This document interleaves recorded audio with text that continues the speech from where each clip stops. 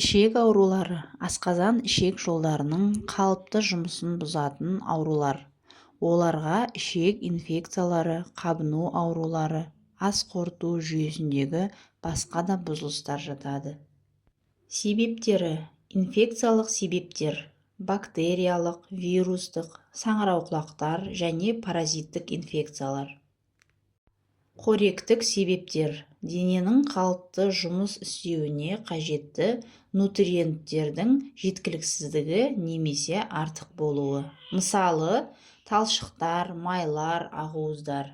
Жас ерекшелігі: балалар мен қарт адамдарда ішек аурулары жиі кездеседі. Стресс жүйке жүйесінің ішек жұмыстарына әсері. Генетикалық факторлар.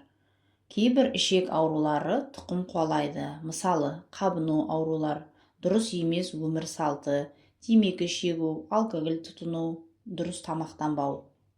Белгілері: іштің ауруы, қыжыл, іштің түйілуі, іш қату немесе диарея, жүдеу, ішектен қан немесе шырыш бөліну, жүрек айну, құсу, ыстық көтерілу, қарсы дәрілерге жауап бермейтін асқазан немесе ішек аурулары, көңіл күйдің өзгеруі, арықтау.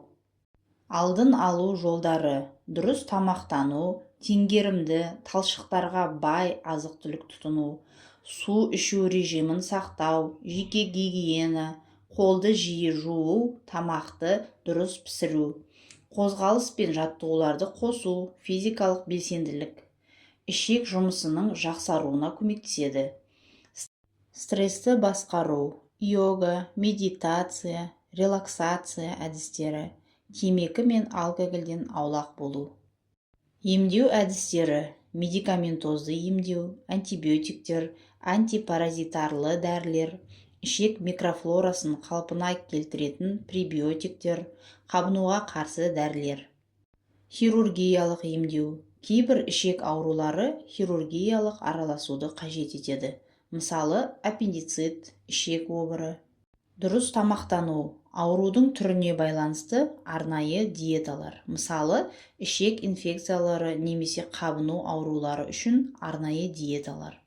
Физиотерапия, массаж, ішек моторикасын жақсартатын емдер. Денсаулықтарыңызды сақтап, салауатты өмір салтын ұстаныңыздар. Сау болыңыздар. Менің каналыма тіркеліп, лайк, комментарий жазып кетіңіздер.